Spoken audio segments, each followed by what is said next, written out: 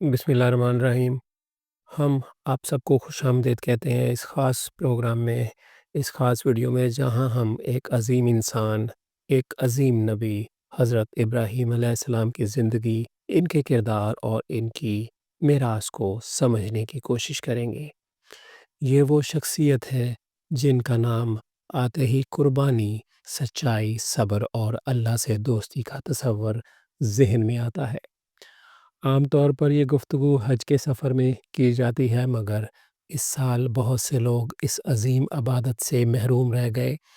ہم اللہ تعالیٰ سے دعا کرتے ہیں کہ جنہوں نے حج کا ارادہ کیا، اللہ ان کو پورا اجر عطا فرمائے، اور جن کے دل اس سفر کے لیے تڑپ رہے ہیں، اللہ جلد ان کے لیے یہ دروازہ کھول دے۔ حضرت ابراہیم علیہ السلام کون تھے؟ حضرت ابراہیم علیہ السلام کو اللہ تعالیٰ نے ایک خاص مقام عطا فرمایا۔ قرآن میں انہیں اللہ کا دوست کہا گیا، خلیل اللہ۔ یہ کوئی عام خطاب نہیں، بلکہ انتہائی قریبی تعلق کی علامت ہے۔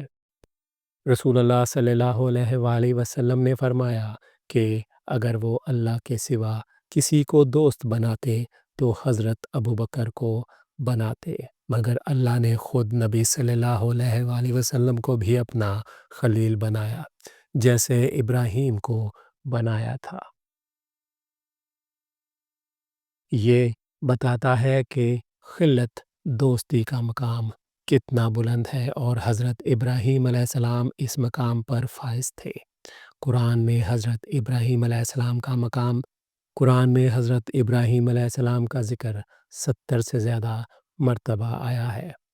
ان کی دعائیں سب سے زیادہ بیان کی گئی ہیں۔ وہ صرف ایک نبی نہیں تھے، بلکہ اللہ فرماتا ہے ابراہیم علیہ السلام ایک امت تھے، یعنی ایک انسان، مگر اس میں پوری قوم کی بھلائی جمع تھی۔ جو کام ایک امت نہ کر پائے وہ حضرت ابراہیم علیہ السلام نے اکیلے کر دکھایا۔ سخت آزمائشوں سے بھری زندگی۔ حضرت ابراہیم علیہ السلام کی زندگی آسان نہیں تھی۔ انہیں ہر مرحلہ پر آزمایا گیا، اپنے والد سے، اپنی قوم سے، بادشاہوں اور ظالم حکمرانوں سے، آگ میں ڈالے جانے سے، ہجرت سے، اولاد کی قربانی کے حکم سے۔ یہ ہمیں یہ سکھاتا ہے کہ اللہ کا محبوب ہونا آزمائش سے بچ جانا نہیں، بلکہ آزمائش میں ثابت قدم رہنا ہے۔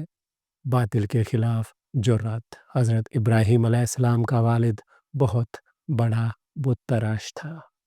وہ خود بت بناتا اور لوگوں کو بیچتا تھا، مگر چھوٹی عمر سے ہی ابراہیم علیہ السلام سوال کرنے لگے، یہ بت سنتے نہیں، دیکھتے نہیں، تو ان کی عبادت کیوں؟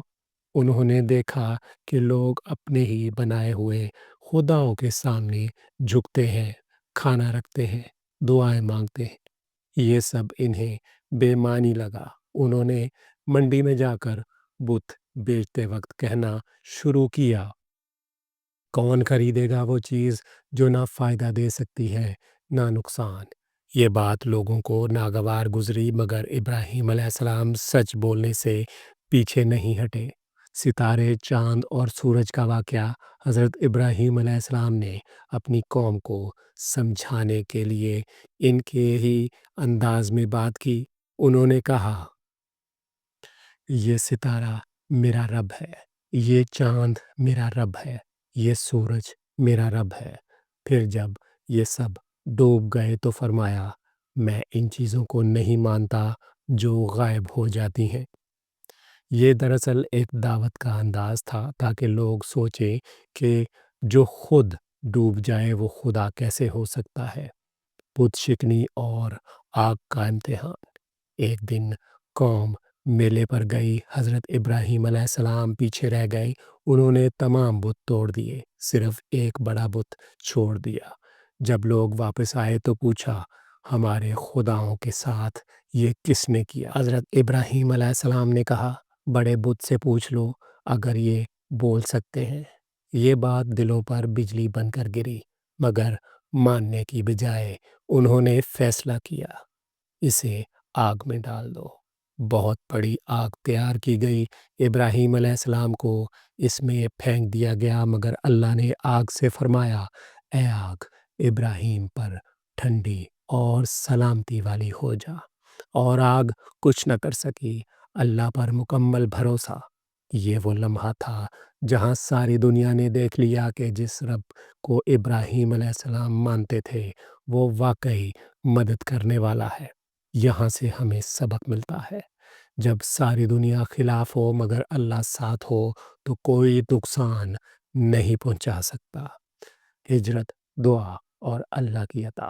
حضرت ابراہیم علیہ السلام نے ہجرت کی، ایک کے بعد ایک دروازہ بند ہوتا گیا مگر اللہ نے نئے راستے کھول دیے۔ انہی راستوں سے اسماعیل علیہ السلام ملے، اسحاق علیہ السلام ملے، انبیاء کی پوری نسل وجود میں آئی، اور آخرکار نبی پاک صلی اللہ علیہ وآلہ وسلم اسی خاندان سے آئے۔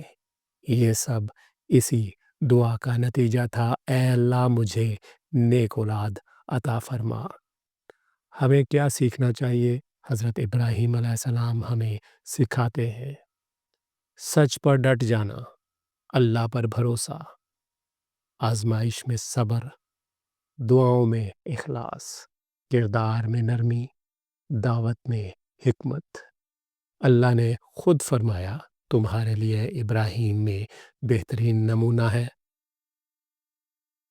حضرت ابراہیم علیہ السلام صرف تاریخ کا ایک کردار نہیں، وہ آج بھی ہمارے لیے ایک زندہ مثال ہے۔ اللہ نے خود فرمایا، سلام ہو ابراہیم پر، اور ہم بھی یہی کہتے ہیں، سلام ہو اس انسان پر جس نے تنہا ایک امت بن کر حق کا علم بلند رکھا۔ اللہ ہمیں بھی ان کے راستے پر چلنے کی توفیق عطا فرمائے، آمین۔